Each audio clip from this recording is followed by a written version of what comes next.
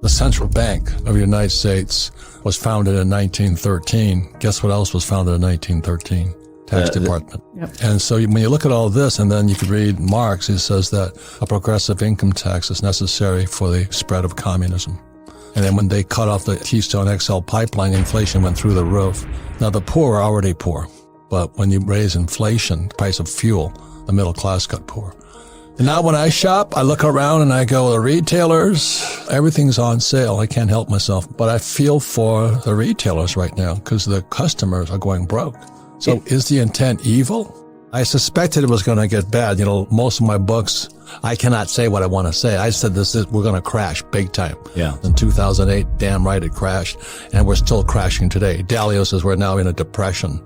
So that's why I speak what I said. And so at Freedom Fest, even I got censored there. So what's happening to America? So we're here with Mark Moss. He did a report on this guy named Klaus Schwab, which I've only heard rumors about. So that's why this program is a very important show to find out what's going on. And we're discussing a very important subject. Since 1971, what's happened with the income inequality, the obesity rate, the incarceration rate, the divorce rate, the median income, debt levels, everything since 1971. Why since 1971? It's the year we got off the gold standard. So you can see it's 100 charts that show what the WTF happened in 1971. And you can see it's just like crazy. And the reason why I start with that is because when was the World Economic Forum founded? And so the whole world went off the rails in 1971. When you distort the money, you get all types of distortions. And one of those is seen like a WEF. It was in 1972 I realized what had happened. I was flying in Vietnam, and that's when I went on the gold standard. And I bought my first little Krugerrand in Hong Kong for about $50. A lot of people might have heard of something like Davos, where every year the world leaders, a lot of people call them the world elite. I don't like to use that word. They're not elite in anything. None of us would hire them in our business, but the world leaders, the policy makers, if you will, the think tankers, they get together every year in Davos. And so you hear like the Davos man in reference or something. What their policy is this public-private partnership. It's politicians and business people getting together, public and private, getting together to set policy. So they get together every year in Davos, Switzerland at the World Economic Forum. And so it was founded by this guy, Klaus Schwab, and he's created this think tank, bringing these people together to try to figure out a better way, a more equitable way to run the world. Watch out. Anytime you see that word equitable, you know what they're talking about. They're talking about Marxism. And so what he's done is he's just taken the same ideas. You said we haven't seen this before, but of course we have. It's the same ideas being rehashed globally. And so it's just Marxism all over. So they get the world leaders together, the politicians, the public, and the private, and they come together in what he's calling stakeholder capitalism.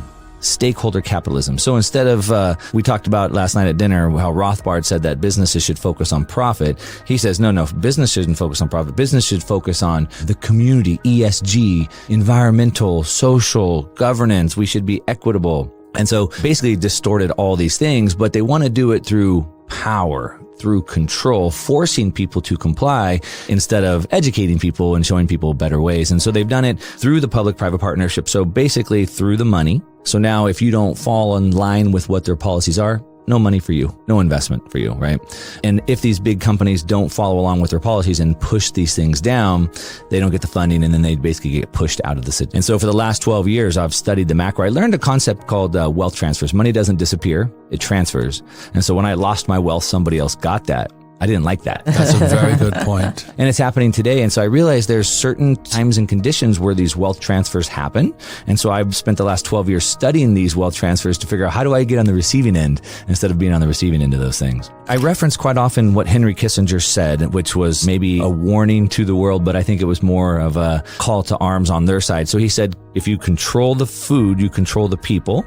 If you control the energy, you control the continent. If you control the money, you control the world. Let's back up. A lot of people don't know who Kissinger was. Oh, he's still around. He's Secretary of State, right? For Nixon. Yeah. He opened the door to China. But also instrumental throughout Europe as well during that time of the coming out of the World War II, kind of redrawing the world and setting peace and stuff like that. So he was very influential, and he still is today. What are the attack vectors today? So food, we're running out of food. Per the UN, I think it's 868 million people could starve to death in the next 24 months. Well, you look at what's happening in Sri Lanka today. Yeah.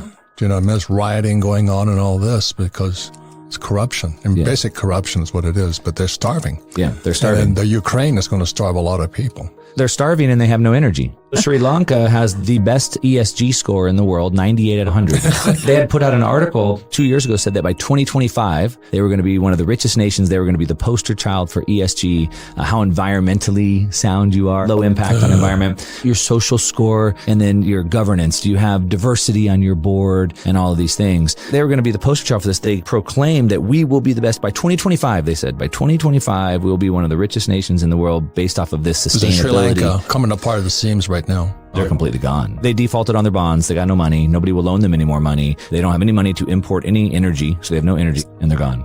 It's important to understand too, like where we're at in the world, right? Where this peak centralization, central planning. Right. I like to say central planning always fails. And because they don't have enough data, they know they don't have enough data. You can't organize billions of people, right? But they're trying to.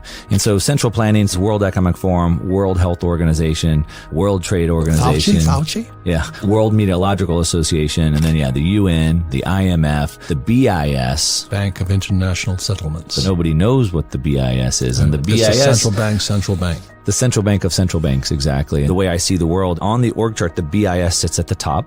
Below the BIS, then you have some of these think tanks, so the World Economic Forum, the Club of Rome, and so they're the policy makers. And then they push it down to the next row in the org chart to the policy enforcers, which are the governments. And so the governments sit a few levels down. So it's really a coup of the bankers. And they use this banker, the BIS at the top, to push these ideas through the think tanks and then down to the policy enforcers. And then we're down at the bottom of the subjects of all that, right? So Klaus is kind of running this. He's sitting on top of the world, hobnobbing with all these people, flying their private jets over to Davos, telling us that we need to cut back on our energy, telling us that we need to eat the bugs. This is on their website. They're talking about why we should be eating bugs. They're more sustainable. Nicole Kidman, she made a commercial, I think 2 weeks ago, of her actually eating bugs. That's what they're putting on TV now. The food is the first attack vector. So I was on Fox Business 2 weeks ago. They asked me about an article the UN put out when the UN titled the article, Why It's Good to Be Hungry. Why being hungry is good. And they were saying we need people to be starving because there's all these jobs that have to be done that nobody would do unless they were starving. Who said that? It was an article on the UN website. Wow. Like I said, Fox had me on to talk about it. They took it down after half a day because the backlash was so insane. But per the UN, about 868 million people could starve to death in the next 24 months, almost a billion. So Marxism, whenever Marxism has been tried in Russia in the early 1900s, about 25 million people starved to death. In Mao's Great Leap Forward, about 50 million people starved to death. Those were horrific. 50 million people. And they killed them too. We're talking about almost a billion now. And so at a time when we have almost a billion people that could be starving to death, shouldn't we be trying to get as much food as possible out? We would try to do everything we can. But in Holland, they've gone and shut down the farms. They're trying to take over their land, and they want to take over the farms and stop them from growing not just food, but also raising cattle and meat. It's massive protests are happening in Holland at a time where we need more food. In the United States, the farmers are being paid not to plant. They're not allowed to plant on some of their land.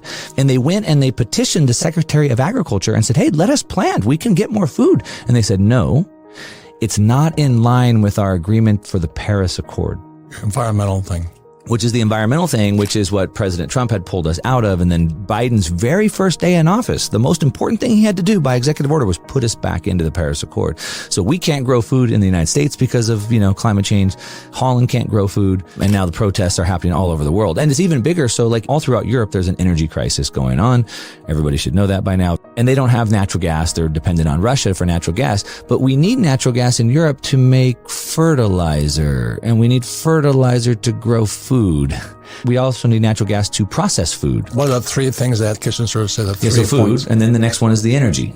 And the next one is? And then the money. Right. And that's what Rickers is talking about. CBDC, central bank digital currency. For the greater good. I mean, Putin's saying that Americans must sacrifice and must suffer because we have to defeat Russia. It's for the greater good. But the Achilles heel is that third one, which is the money supply. Money. And that's the big one. In the Communist Manifesto, he had 10 points. Number 5 was the creation of a central bank. Right. So central banks are part of Marxism. Of course. That's the whole goal. Yeah. The central bank is communism, the central controlled economy. American system, well, not Americans, but most people are completely uninformed. When communism was defeated in the 70s and really started in about the 60s, it kind of went underground. And it came into the universities in the United States. And so they've done a really good job playing this long game. And they started with changing the college-age kids' viewpoints on these things, who have now moved into media, who have now moved into government, who have now moved into finance. This goes back to what, the 60s? The 60s, yeah. Because in the 60s, I remember Columbia first time rioting. I'm going, why are they rioting? You know what I mean? But it was in the 60s. It was against the Vietnam War. And then when I came back from Vietnam, I got hit with eggs and spit on and called baby killer. It was college kids. It's not improved. Now we have TikTok. And TikTok is scrambling. It's turning their brains into scrambled eggs. It is. It's bad. And it's a Chinese organization.